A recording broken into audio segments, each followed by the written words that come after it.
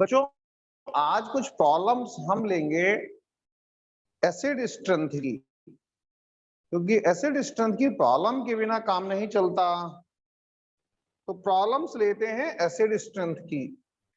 बहुत important problems हैं,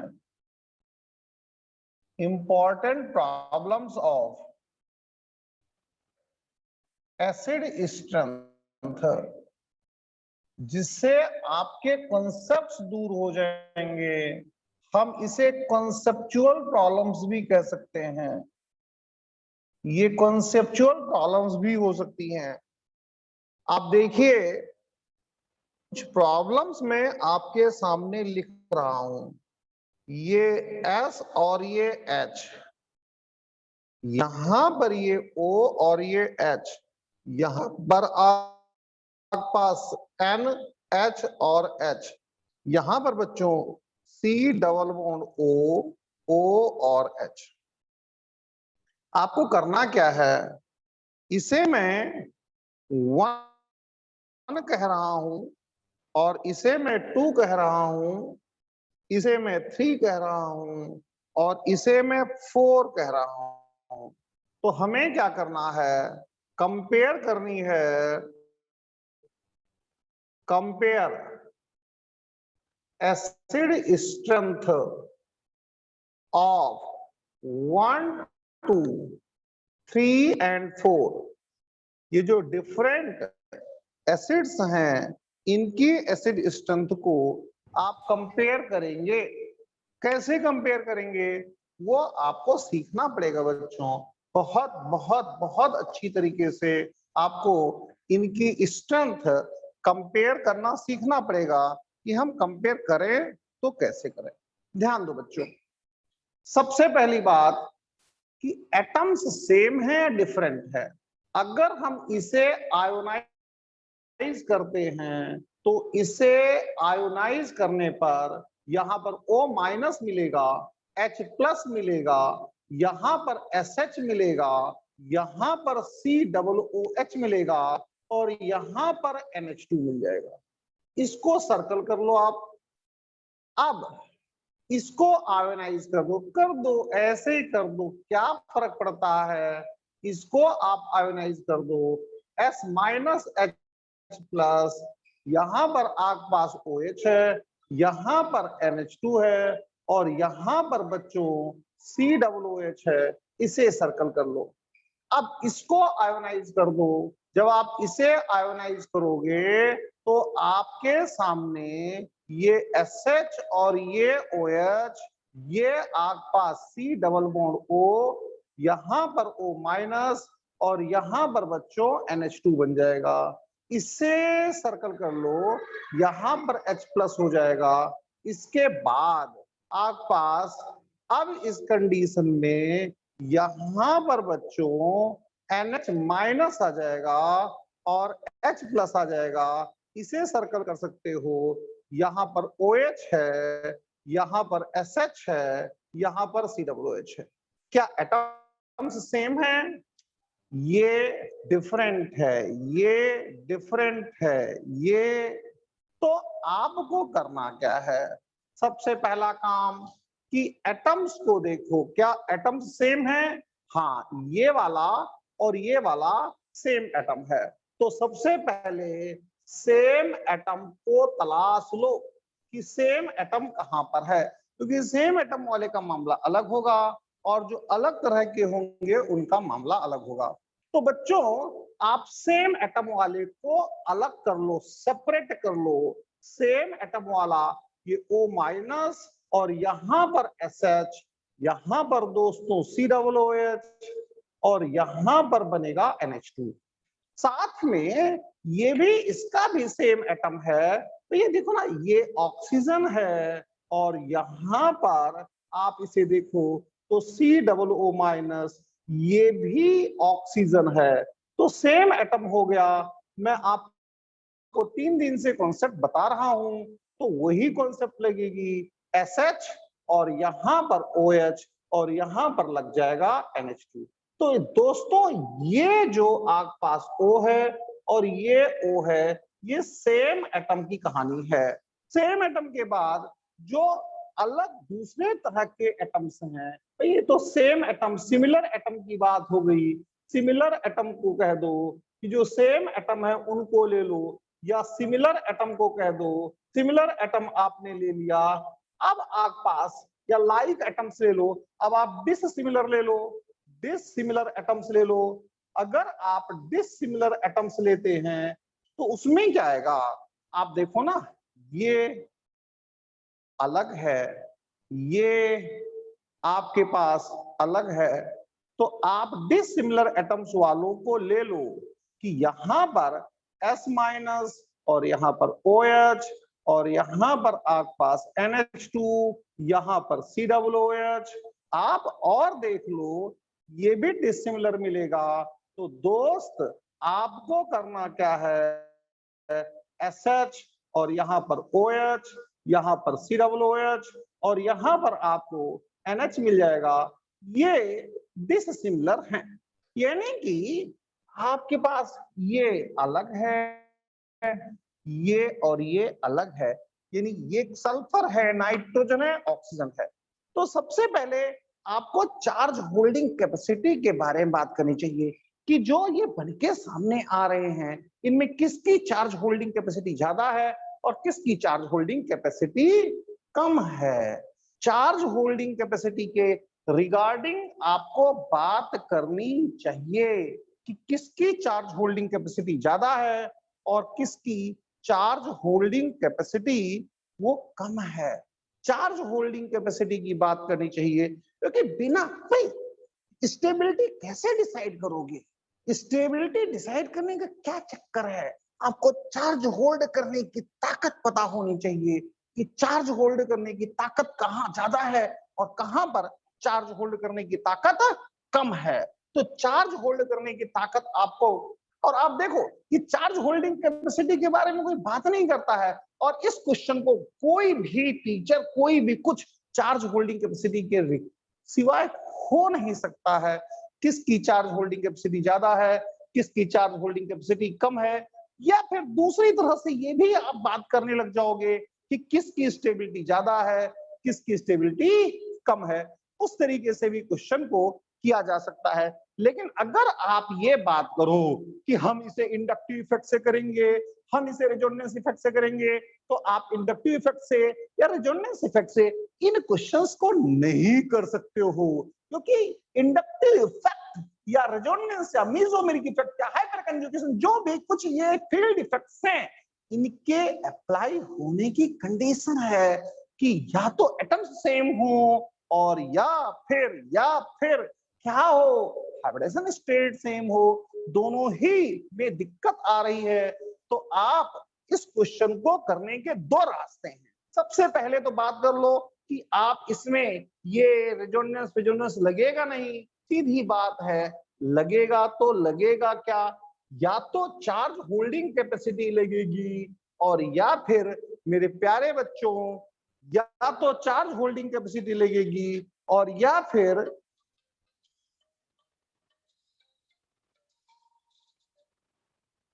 charge holding capacity लगेगी।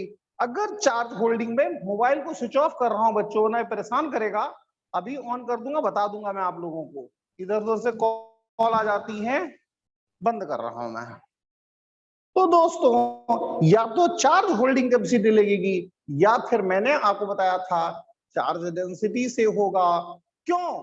सबसे पहले चार्ज डेंसिटी की बात करते हैं। चार्ज डेंसिटी से क्वेश्चन को सोल्व करने की कोशिश करते हैं। तो क्या है भाई, चार्ज डेंसिटी से क्वेश्चन को सोल्व करने की कोशिश करते हैं, sulphur, oxygen, nitrogen, sulphur, oxygen, nitrogen. तो आप ये कहते हो कि चार्ज तो सल्फर पर भी एक ही है, चार्ज नाइट्रोजन पर भी एक ही है, चार्ज ऑक्सीजन पर भी एक ही है। तो ये देखो ना, यहाँ नाइट्रोजन है, फिर यहां से इस डायरेक्शन में चले तो यहाँ पर ऑक्सीजन है और यहाँ सल्फर है। यानी कि आप इसे इस तरह कह दो, ये ग्रुप 16 है और ये आपके पास ग्रुप 15 है। ऐसा सिस्टम है, ऐसा।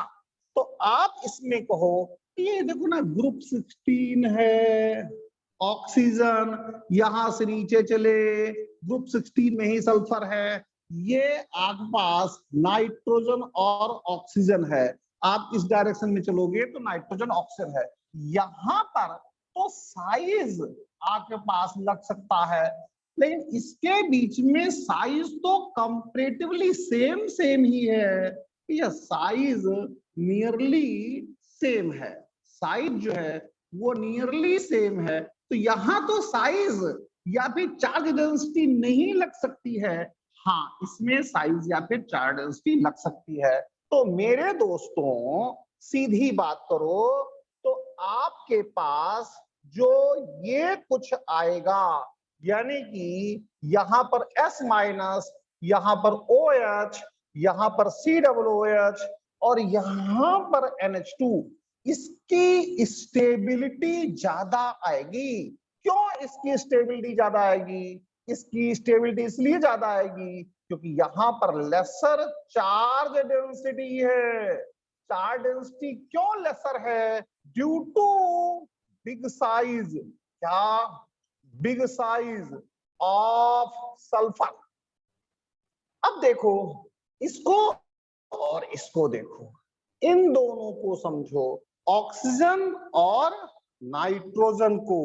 तो ऑक्सीजन और नाइट्रोजन को देखोगे तो आपके पास कुछ ऐसा सिस्टम बन करके तैयार होगा, यहां पर ये आपके पास N माइनस और ये OH और ये SH और ये COOH।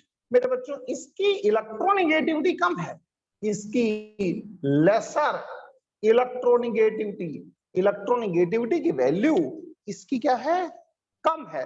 क्योंकि देखो ना नाइट्रोजन और ऑक्सीजन को जो फैसला होना है, ये फैसला on the basis of electronegativity होना है, यानी कि यहां पर इलेक्ट्रोनेगेटिविटी ही डिसाइडिंग फैक्टर है, यहां पर चार्ज डेंसिटी डिसाइडिंग फैक्टर है।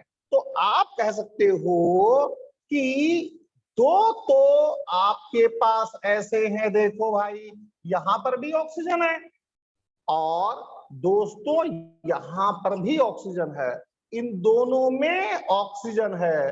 तो यहां पर इन दोनों का जो फैसला है ये तो कोई और चीज करेगी, इन दोनों का जो फैसला है वो तो कहीं कोई और चीज करेगी, उसके भरोसे आप इसे, क्योंकि रीजन क्या है ना, देखो इसमें और इसमें तो एटम्स सेम हो गए ना दोस्त।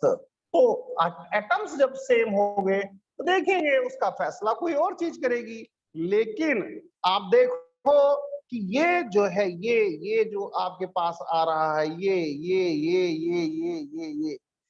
जो आपके पास आ रहा है, ये ध्यान दीजिए, जो ये आपके सामने आ रहा है यहां पर चार्ज डेंसिटी लग करके ये सबसे ज्यादा हो जाएगा। और अगर ये सबसे ज्यादा हो गया ये, तो ठीक है इसकी स्टेबिलिटी सबसे ज्यादा आ जाएगी।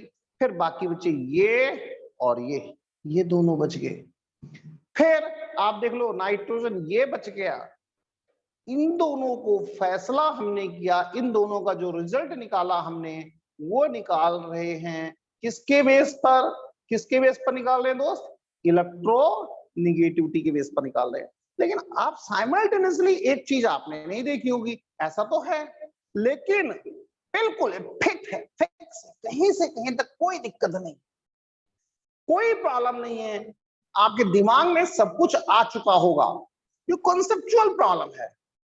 बट एक दिक्कत आपको खाए जा रही होगी, एक परेशानी आपको बहुत ज्यादा कर रही होगी कि देखिए सर ये तो आपने कर दिया भाई, ठीक है कर दिया, लेकिन जो आपने चार्ज होल्डिंग कैपेसिटी पढ़ाई थी उसका क्या, उससे कैसे करोगे भाई?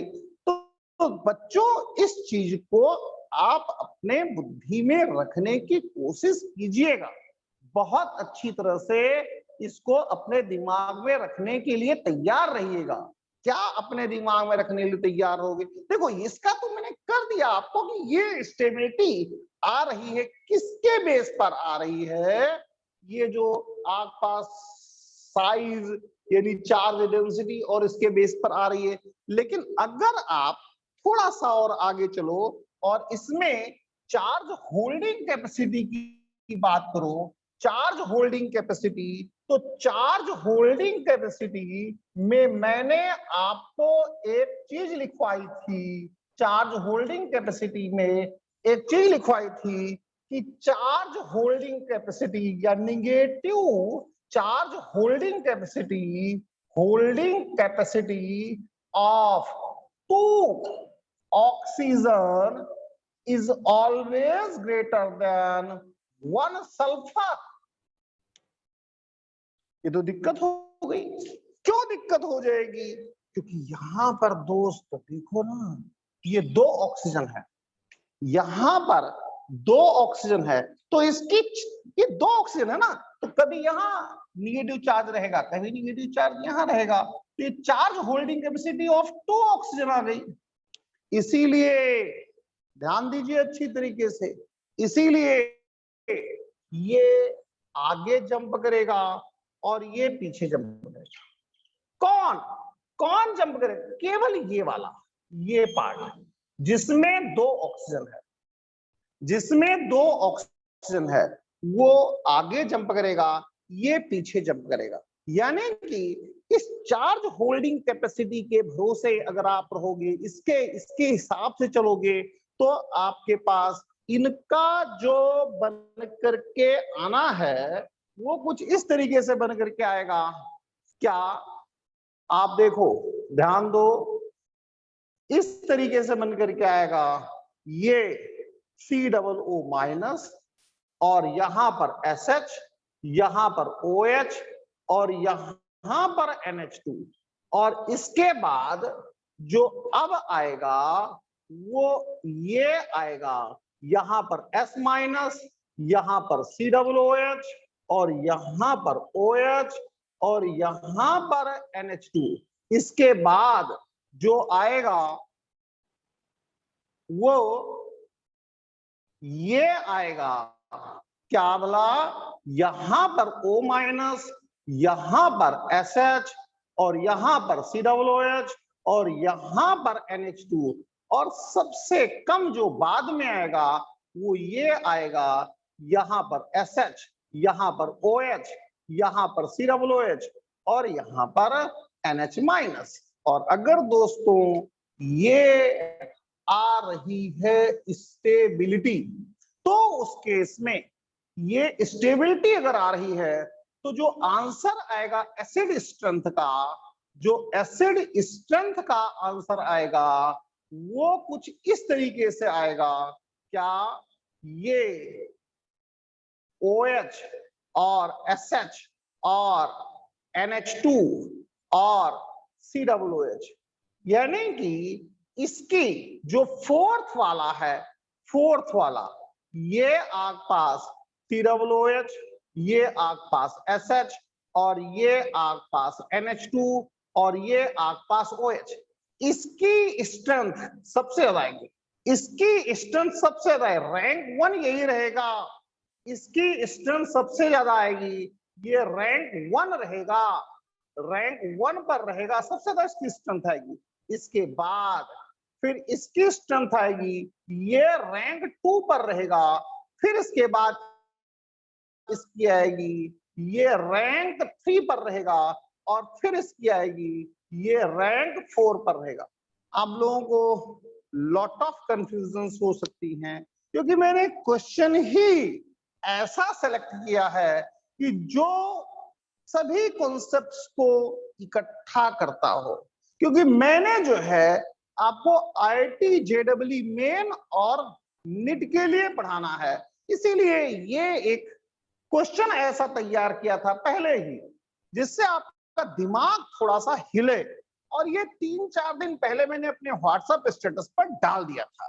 तो अब आपको मैं दोबारा से इसका समरी देता हूं, कंसाइज करता हूं, इसकी समरी देखो आप लोग, फिर दोबारा से देखो इसकी समरी देखो, इसकी समरी देखो। जो पिछला लेक्चर है उस पिछले लेक्चर को भी आप लोग अच्छी तरीके से, क्योंकि वो थ्योरेटिकल लेक्चर है, उसको आप बार बार बार देखो, तभी आप IIT एडवांस की तैयारी के लिए एलिजिबल हो पाओगे।